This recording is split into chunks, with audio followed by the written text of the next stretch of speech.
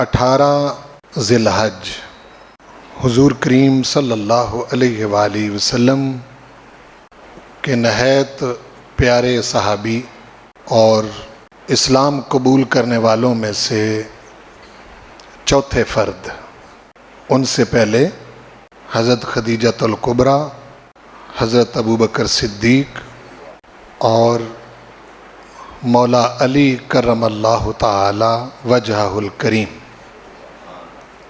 یہ تین فرد پہلے اسلام قبول کر چکے ہیں۔ چوتھی شخصیت سیدنا عثمان بن عفان رضی اللہ تعالی عنہ کی ہے۔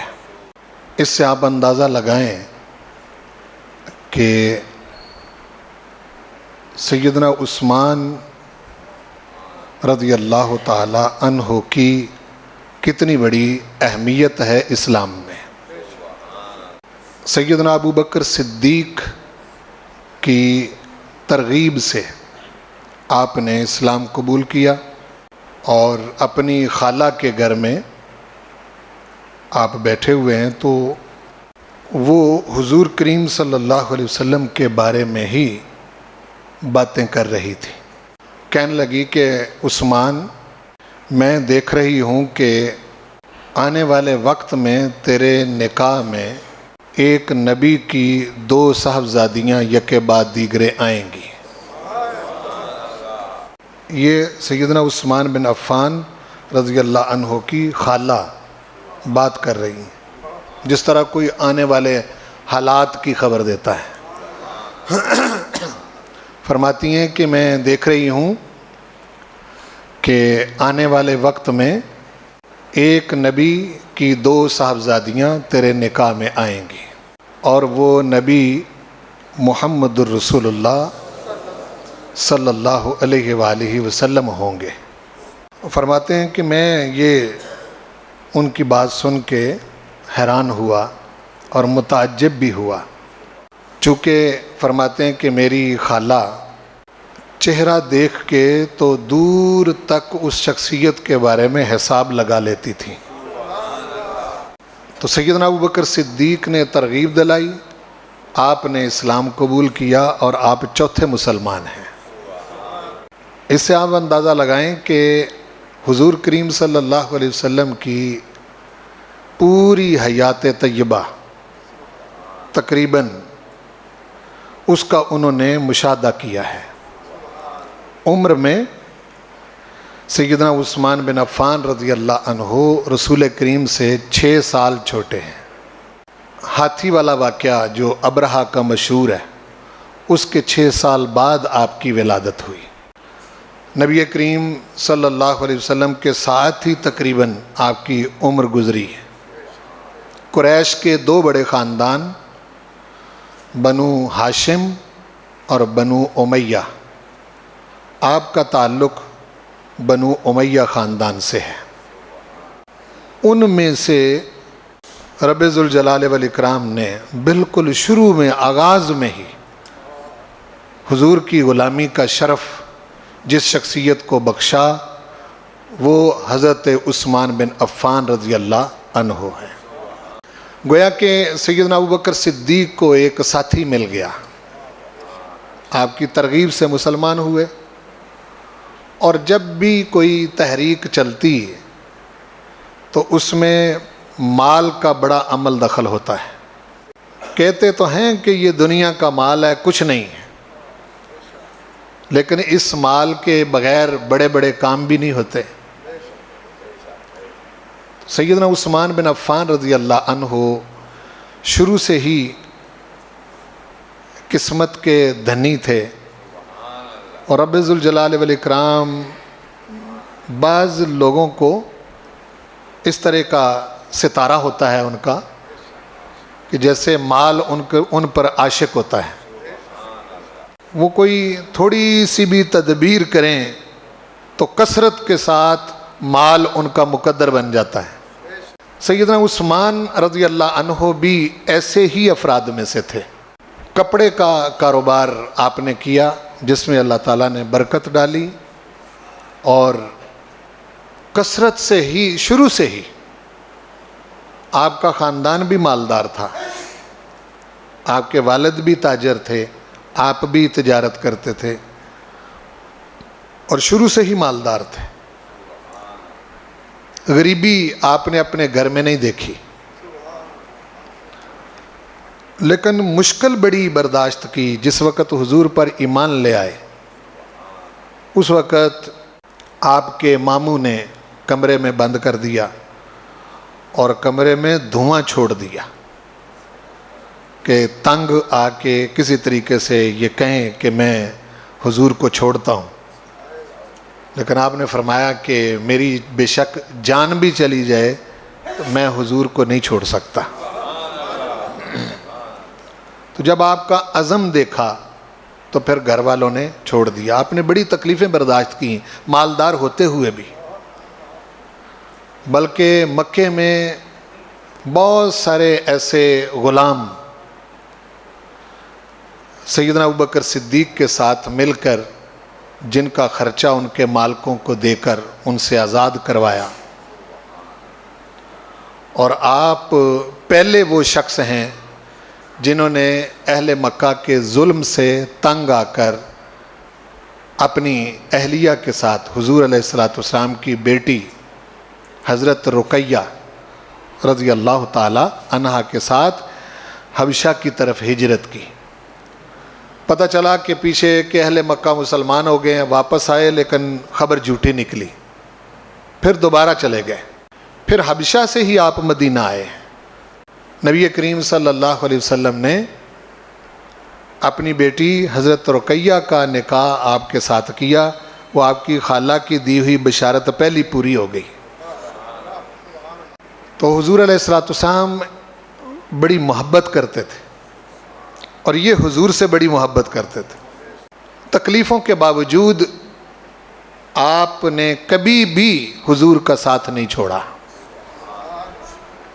جب حضور ہجرت کر کے مدینہ شریف تشریف لائے تو اس وقت آپ کے مراسم مکے والوں کے اندر بڑے زبردست قسم کے تھے۔ مائیں جب اپنے بچوں کو سلاتی اور لوری دیتی تو کہتی کہ سو جا میرے لال، میں تیرے ساتھ ایسے پیار کرتی ہوں جیسے مکے والے عثمان سے پیار کرتے ہیں۔ اس کی وجہ کیا تھی کہ آپ سخاوت کرنے میں، مال خرچ کرنے میں، اپنوں بیگانوں میں فرق نہیں کرتے تھے۔ یہ نہیں دیکھتے تھے کہ یہ شخص جو ہے کس قبیلے سے تعلق رکھتا ہے، کس طبقے سے تعلق رکھتا ہے۔ وسیع سخاوت اللہ تعالیٰ نے آپ کے نصیب میں کی تھی۔ اور مدینہ شریف میں تو سارا مدینہ اور خاص طور پر مسلمان جو ہیں، ان کے جن زمینوں پر وہ رہتے تھے اوس اور خزرج کے، وہاں تو پانی کا نام و نشان تک نہیں تھا۔ ساری سیراب کرنے والی زمینیں تو یہودیوں کے قبضے میں تھی۔ پانی مدینہ میں خرید کے پینا پڑتا تھا، یہودی بیچتے تھے پانی۔ تو حضور کریم صلی اللہ علیہ وسلم نے ذکر کیا کہ جو مسلمانوں کے لیے پانی کا انتظام کرے میں اس کو جنت کی خوشخبری دیتا ہوں۔ تو آپ نے اس وقت نہیں بات کی، آپ وہ بیر روما والے یہودی مالک سے ملے اور مل کر اس نے دیکھا کہ اس وقت یہ پھنسے ہوئے ہیں۔ اس نے 4 گنا زائد قیمت لگا کے، 4 گنا بھی زائد قیمت لگا کے کہا کہ میں اتنے پیسے لوں گا۔ آپ نے فرمایا کہ ٹھیک ہے، قبول ہے۔ اس کو پیسے دیے اور کنواں خرید لیا۔ آ کے عرض کی آقا آپ نے ایک بات کی تھی پانی کے حوالے سے، تو اگر وہ پانی جو ہے وہ میں خرید دوں تو فرمایا کہ وہ جنت کی بشارت تیرے لیے۔ تو آپ نے فرمایا حضور میں نے وہ کنواں جو ہے وہ خرید کے مسلمانوں کے لیے بلکہ سب اہل مدینہ کے لیے عام کر دیا ہے، اپنے بیگانے جو بھی وہاں سے جائے پانی پیے۔ اس کے بعد یہ پہلا کنواں تھا جو سیدنا عثمان غنی نے خریدا اور اس کو عام کر دیا. اب جو مختلف کنووں پر یہودی پانی بیچتے تھے ان کے پاس تو پھر کوئی جاتا ہی کوئی نہیں تھا, اسی ایک کنویں سے ہی سارے پانی بھر کے لے جاتے تھے. یہ وہ ہستی ہیں جس نے پورے مدینے کو پانی سے سیراب کیا ہے, اور جب اس دنیا سے گئے تو 40 دن تک ظالموں نے آپ پر پانی بند رکھا ہے.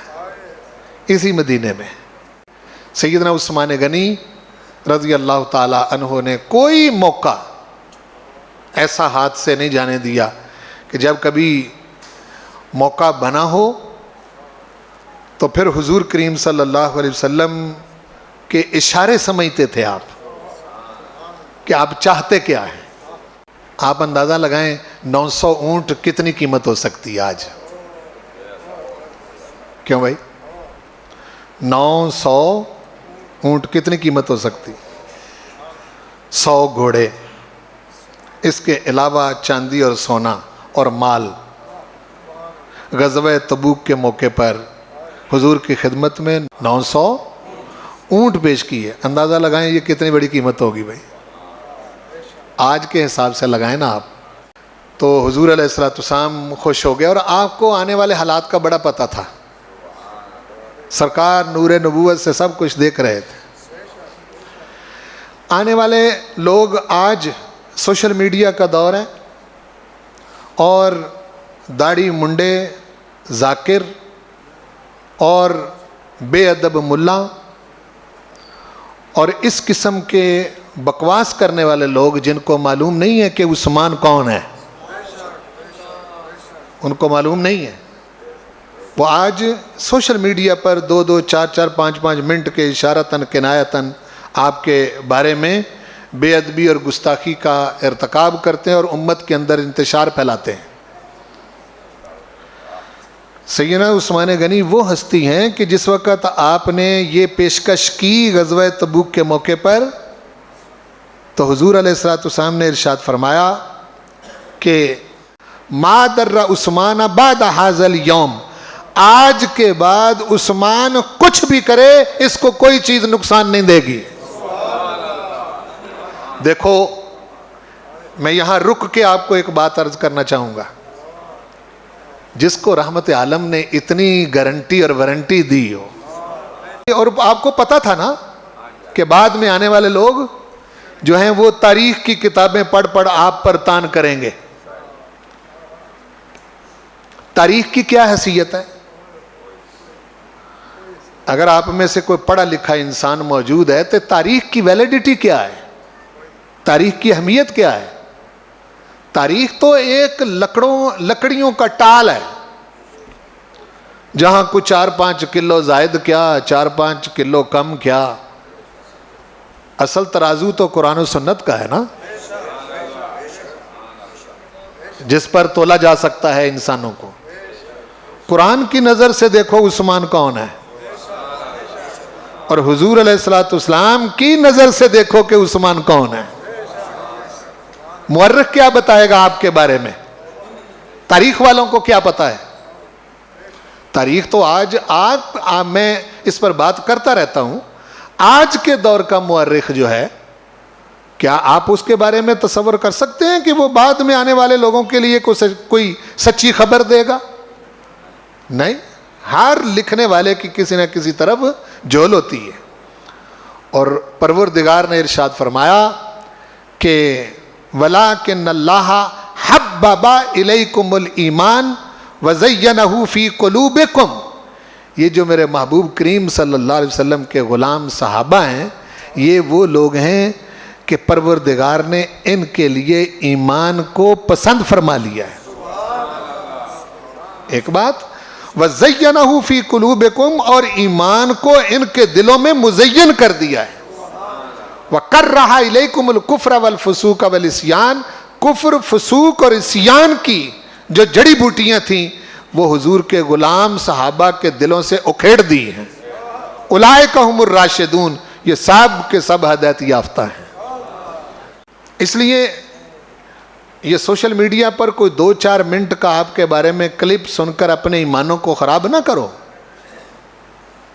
رسول پاک سے زیادہ گارنٹی کون دے سکتا ہے؟ آپ کیا کہہ رہے ہیں؟ پتا تھا آپ کو کہ بعد میں آنے والے عثمان پر اعتراض کریں گے، معلوم تھا نا؟ کیوں بھائی؟ کبھی کچھ کہیں گے، کبھی کچھ کہیں گے، کبھی کچھ کہیں گے، کہیں کچھ کہیں گے، طرح طرح کے تانے دیں گے آپ کو. اس لیے آپ نے پہلے ہی فرما دیا ما در عثمان بعد ھذا الیوم، آج کے بعد عثمان کو کوئی شے نقصان دے ہی نہیں سکتی، کچھ بھی کرے عثمان. اور سیدنا عثمان غنی کو جب یہ خوشخبری ملی تو آپ نے اپنی عبادت میں اضافہ کر دیا. کسی نے پوچھا آپ اس میں بڑھ گئے ہیں؟ فرمایا کہ اب میں جو عبادت کرتا ہوں یہ شکریہ کی عبادت کرتا ہوں. گارنٹی تو مل گئی، گارنٹی تو حضور سے مل گئی. مدینہ شریف میں آپ کا فیض، فیاضی کا، سخاوت کا اتنا زیادہ تھا کہ مدینے کا کوئی گھر آپ کے فیض سے خالی نہیں تھا. پہنچ پہنچ کے آپ خدمت کیا کرتے اور سخاوت کا دریا بہہ رہا تھا آپ کی شکل میں. حضور کریم صلی اللہ علیہ وسلم کے وصال مبارک کے بعد یہ خلافت کی ابا سیدنا ابوبکر صدیق کو ملی اور آپ کا دورانیہ تقریباً 2 سال کا ہے. ذہن میں رکھیں، میں ایک دو اشارہ کر کے پھر وہیں آؤں گا. 2 سال کے عرصے میں آپ ماہانہ گزارا الاؤنس لیتے رہے جتنے میں گزارا ہو سکتا ہے، لیکن پورا حساب رکھا. اور جس وقت آپ کا وصال ہونے لگا آپ نے اپنی بیٹی ام المومنین سیدہ عائشہ صدیقہ رضی اللہ تعالی عنہا سے کہا کہ میرے خلافت کے دوران میں نے بیت المال سے صحابہ کے مشورے سے گزارے کے طور پر اتنی رقم لی ہے، میں ساری مسلمانوں کے بیت المال میں واپس کر رہا ہوں. ساری واپس کر دی. اور بہت بھاری ذمہ داری آپ کا دور ایک بنیاد کا دور تھا جس میں بنیاد رکھی، اور جو کام آپ نے کیے وہ آپ ہی کر سکتے تھے. سیدنا ابوبکر صدیق کے سوا کوئی نہیں کر سکتا تھا. میں اس کا ایک اشارہ آپ کو دے دوں کہ حضرت عمر بن خطاب کا بڑا نام لیتی ہے دنیا، بڑی کامیاب آپ نے خلافت نبھائی ہے. سیدنا ابوبکر صدیق کو وہ کہہ رہے ہیں کہ اس وقت آپ زکوٰۃ دینے والوں پر سختی نہ کریں. حضرت عمر بن خطاب کہہ رہے ہیں، ورنہ یہ لوگ اسلام سے منحرف ہو جائیں گے. آپ نے فرمایا عمر کیسی بات کرتے ہو، میں اس حوالے سے جہاد اس حد تک کروں گا کہ اگر حضور کے زمانے میں کوئی رسی زکوٰۃ کی دیتا تھا اور وہ نہیں دے گا تو میں اس کے خلاف بھی لڑوں گا. اب یہ عزم سیدنا ابوبکر صدیق کا ہی تھا. حضرت عمر بن خطاب جیسا بندہ جو ہے وہ کہہ رہا ہے کہ ان سے ذرا نرمی کیجئے، لیکن آپ اس پر ڈٹے رہے. حضرت اسامہ بن زید کم عمر تھے جن کی قیادت میں بڑے بڑے صحابہ ابھی یہ بالکل اٹھتے ہوئے جوان تھے.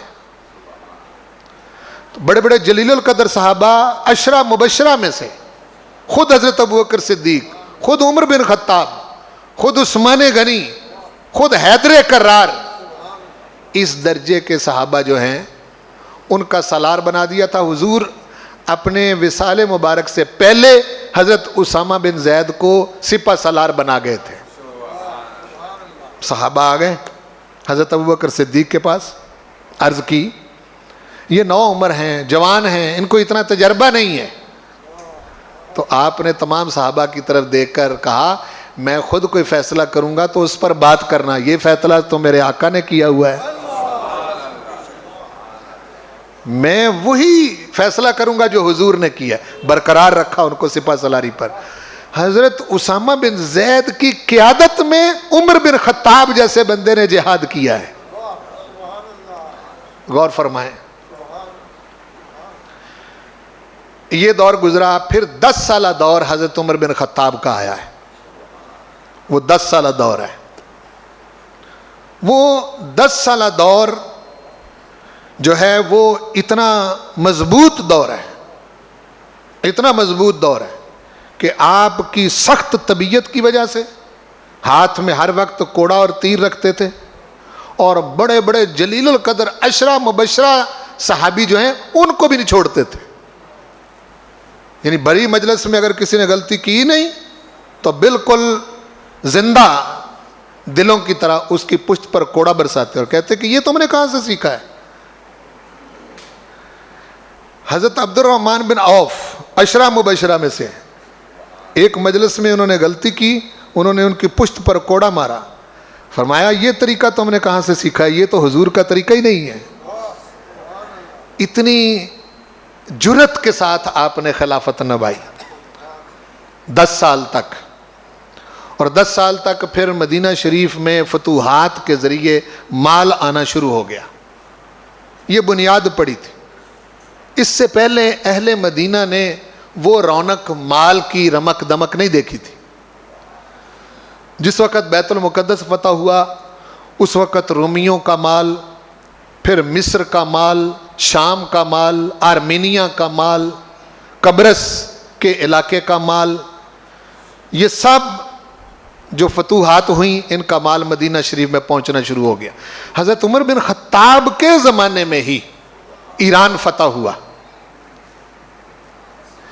جس وقت مسجد نبوی میں مال غنیمت آیا تو سونے چاندی کا ڈھیر لگ گیا، اور اہل مدینہ کی آنکھیں، مورخین اور کتابیں لکھنے والے کہتے ہیں کہ دیکھ کر جو ہیں وہ کھلی کی کھلی رہ گئیں.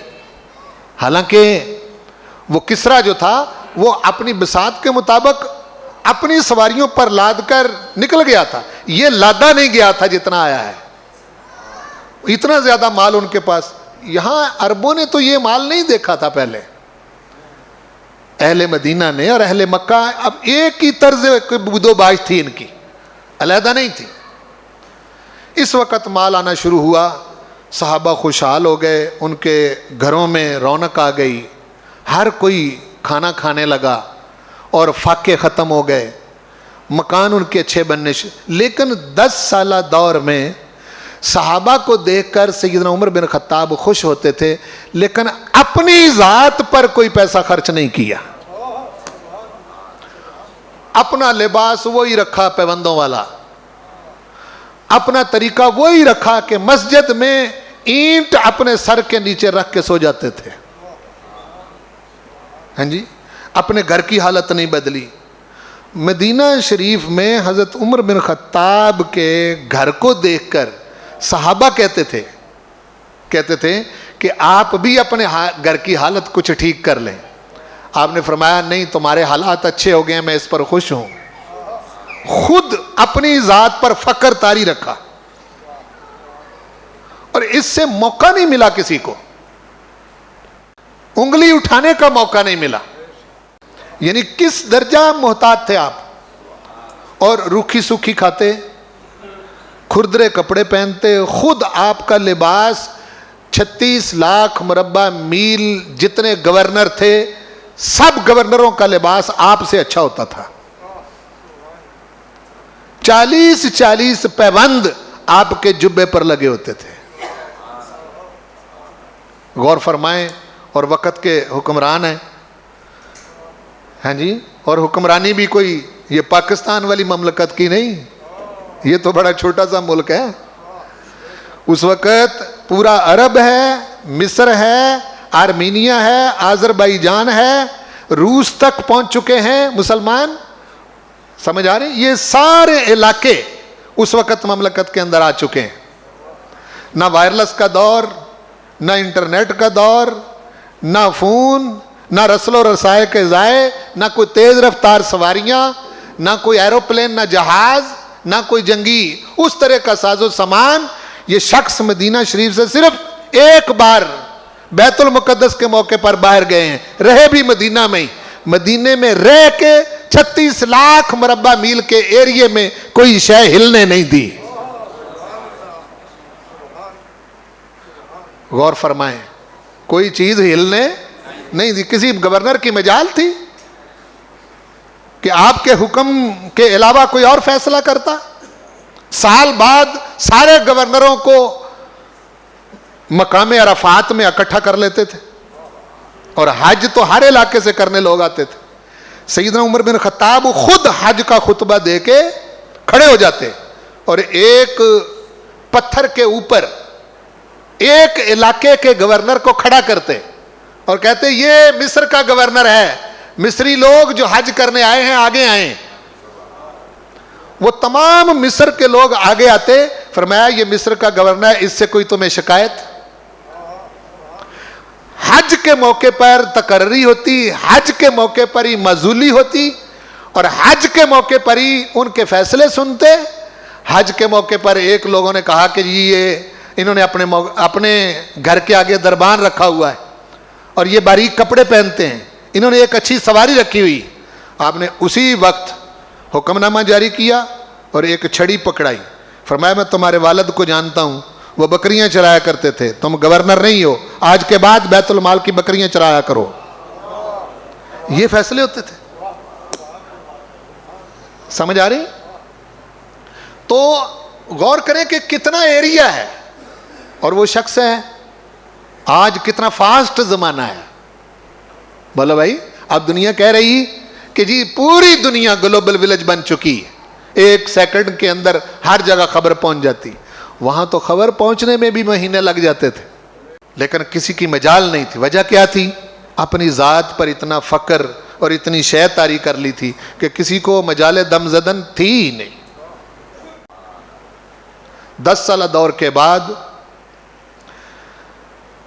حضرت عمر بن خطاب نے 6 آدمیوں میں سے کہا کہ آپس میں مشورہ کر کے کسی ایک کو خلیفہ بنا لینا.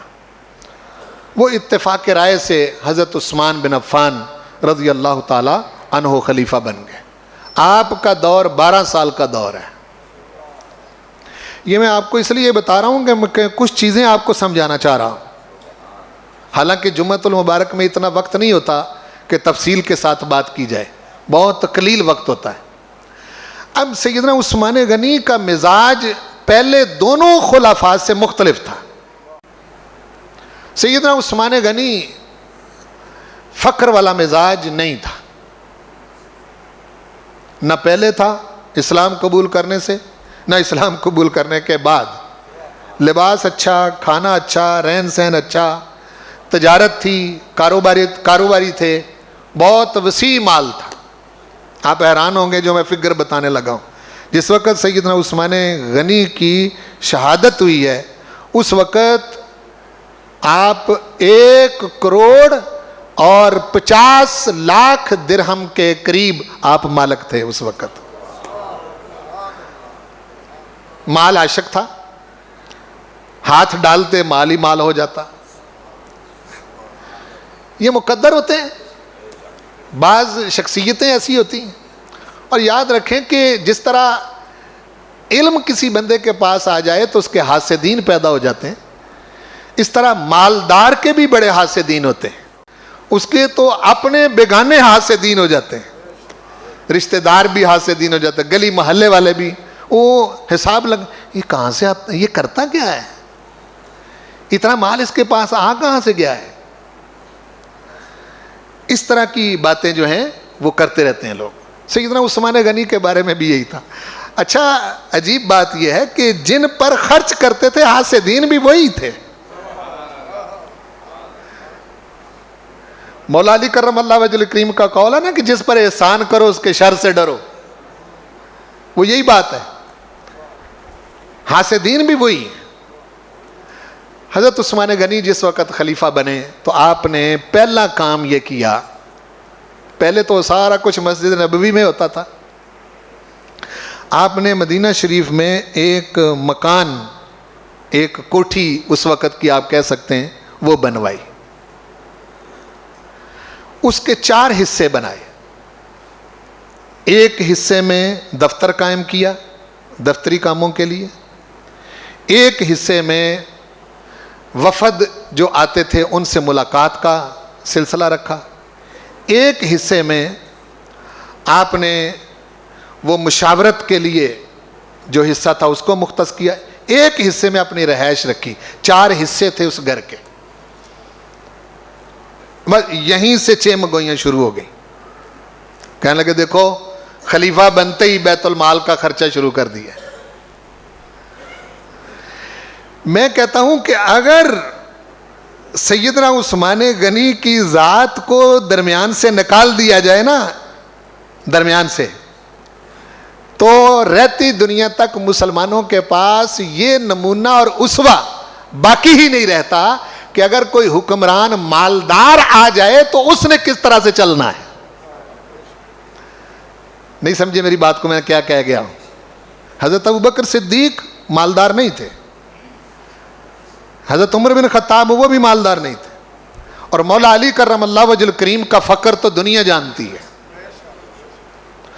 آپ نے تو اتنا پیسہ کبھی جمع نہیں ہونے دیا کہ جس کی زکوٰۃ دینی پڑے. مولا علی کرم اللہ وجہ الکریم کی بات کر رہا ہوں. مالدار صرف آپ تھے. آپ نے مالدار ہوتے ہوئے جس طریقے سے وہ چلایا، پھر آپ نے لوگوں کو اکٹھا کیا اور خطبہ کی دیا. آپ نے فرمایا یہ جو تم نے باتیں شروع کر دی ہیں کہ بھئی بیت المال کا خرچہ شروع کر دیا ہے، فرمایا مجھے بیت المال کی ضرورت نہیں، یہ جو مکان بنایا ہے یہ تو میں نے اپنے مال سے بنایا ہے. بیت المال کو تم کیا سمجھتے ہو کہ حکمران جو ہے وہ جب مرضی اس کا پیسہ خرچ کر لیتا ہے؟ اس کے اوپر یہ صحابی میں نے نگران کے طور پر مقرر کی ہیں. جب تک ان کی مشاورت نہیں ہوتی مسلمانوں کے بیت المال سے پیسہ نہیں لیا جا سکتا. یہ شک و شبہ جو ہے پھر آپ کا دور ہوا. پھر آپ نے فرمایا جب بارش ہوتی ہے تو مسجد جو ہے اس کے اندر کیچڑ ہو جاتا ہے. مسجد نبوی کی بات کر رہے ہیں. اس سے پہلے وہی مسجد تھی کھجور کی چھت والی،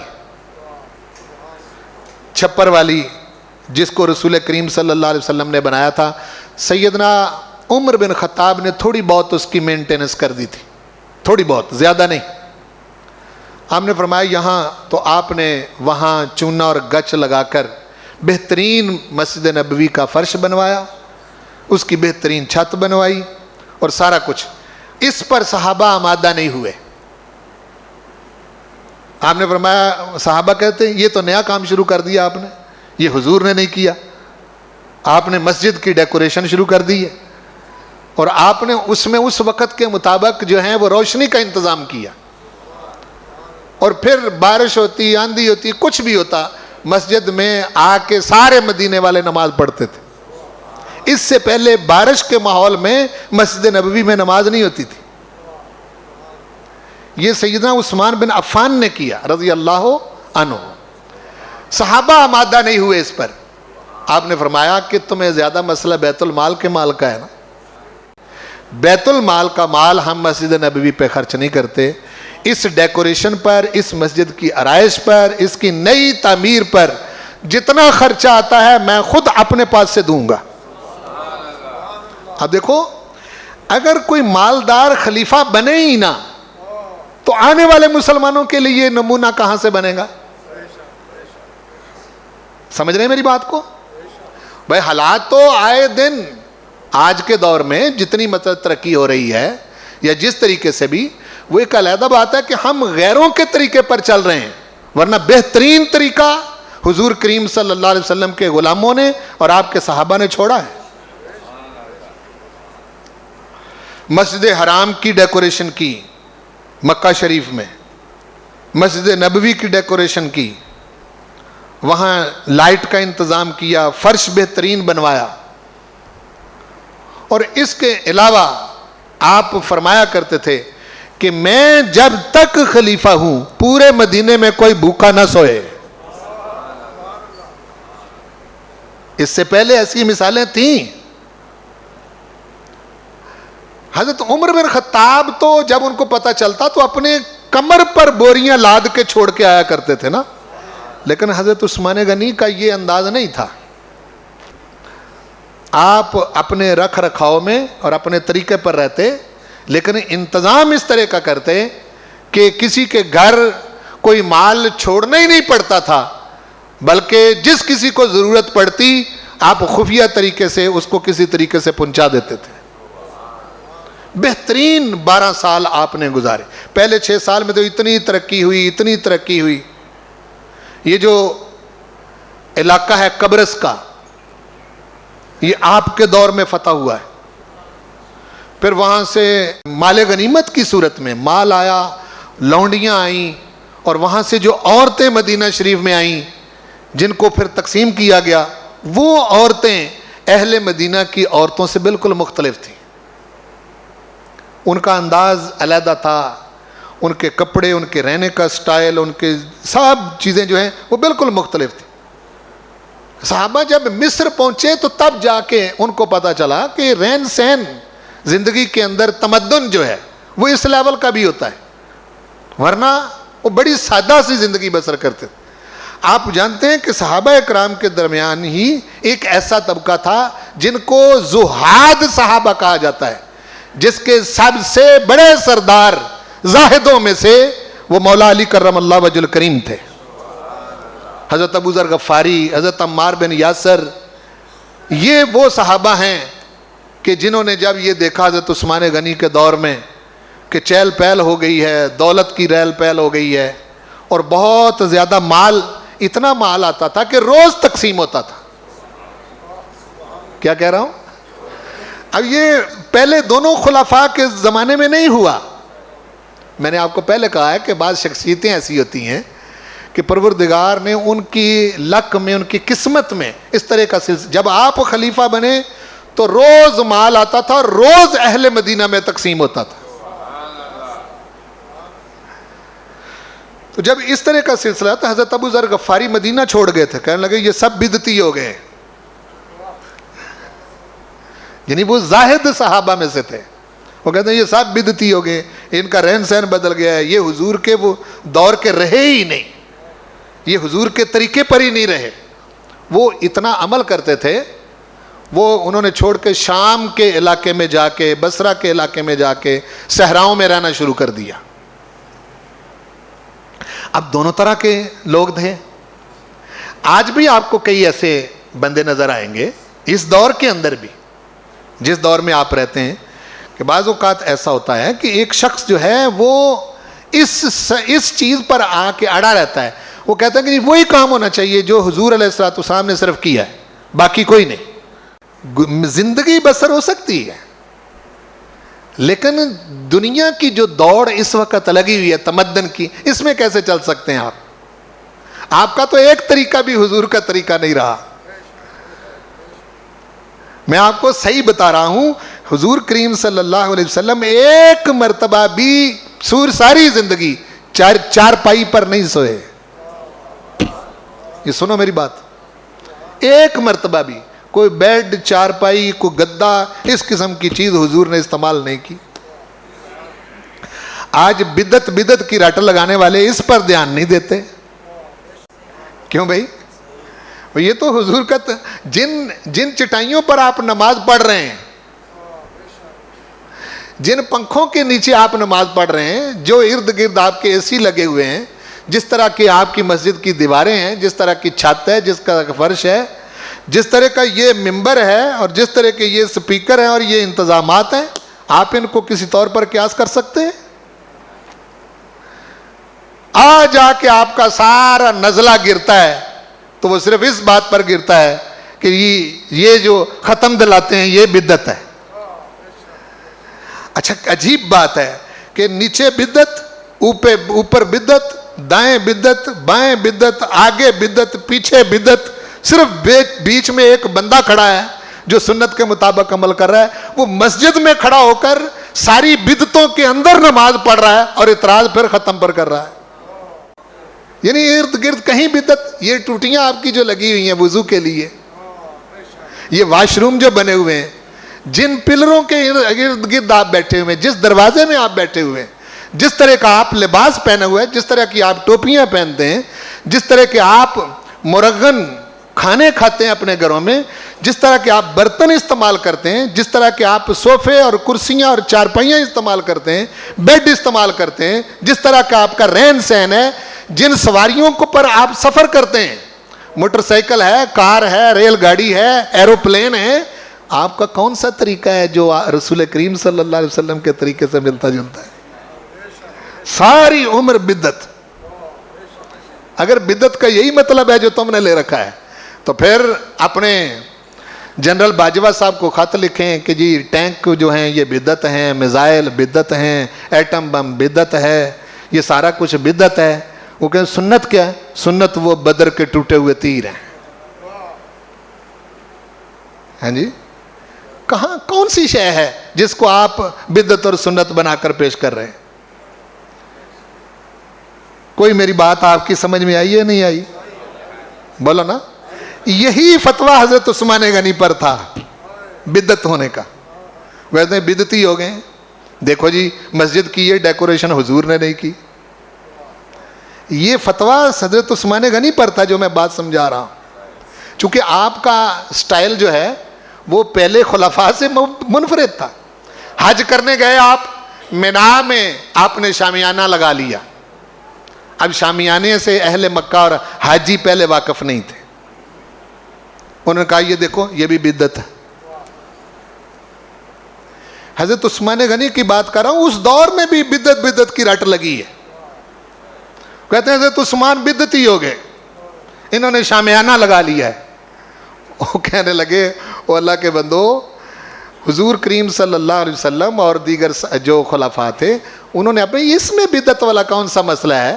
یہ تو ہم نے مینا میں خیمہ لگایا, تم میں سے جو صلاحیت رکھتا ہے وہ خیمہ لگا لے. یہ اگر حضرت عثمان غنی نے روایت نہ ڈالی ہوتی تو آج کے نازک جو حاجی ہیں یہ مینا میں جل جاتے. سن رہے ہیں میری بات؟ یہ روایت کس نے ڈالی ہے؟ انہوں نے پہلے بدعت کے فتوے سن لیے تھے اس وقت ہی, چونکہ اس وقت بھی ایسے لوگ تھے. سن رہے ہیں میری بات کو؟ یہی چیز تھی جو آپ کی شہادت کا سبب بنی. وہ کہتے ہیں جی کوئی نئے کام شروع کر دیے. بحری بیڑا آپ کے دور میں شروع ہوا, اس پر بھی رولا پڑ گیا, بدعت شروع کر دی. بحری جہاز بنایا گیا. ہاں جی, آپ نے استبل بنائے, چھاؤنیاں قائم کی, مسافر خانے قائم کیے. اس وقت تک لوگ جو ہے وہ کسی شہر سے شہر میں جاتے تو کوئی شے ملتی تھی. آپ کہا کرتے تھے, فرماتے کہ میرا اگر بس چلے تو میں مصر سے لے کے مدینے تک اس طرح کا انتظام کر دوں کہ جب کوئی تھوڑا سا سفر کرے تو اسے بازار بھی ملے اور رہنے کے لیے مکان بھی ملے. یہ حضرت عثمان غنی کا عزم تھا. اس پر آپ نے بدعت کے فتوے سنے, وہی فتوے جو آج آپ سن رہے ہیں. سن رہے ہیں نا؟ تو میں ایک یہ پہلو جو حضرت عثمان غنی رضی اللہ تعالیٰ عنہ کا جو چھپا ہوا تھا یہ آپ کے سامنے لایا اس طرح سے. اس کو ذرا دیکھیں. عام طور پر آپ کو یہ پہلو معلوم نہیں تھا کہ یہ وجہ کیا بنی تھی. یہی وجہ بنی. وہ کہنے لگے جی نئے کام کرتے ہیں. اب یہی دن جو ہے, یہی دن 18 ذی الحج کا, یہ غدیر خم کا دن بھی ہے.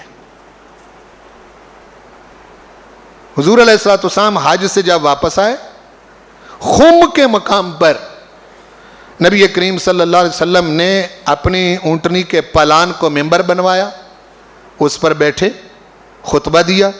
اس خطبے میں حضور کریم صلی اللہ علیہ وسلم نے مولا علی کے بارے میں کچھ لوگوں کے اندر شکوک و شبہات تھے, ان کو دور کرنے کے لیے آپ نے فرمایا من کنتو مولا ہو فہذا علی مولا ہو, جس کا میں مولا ہوں علی اس کا مولا ہے.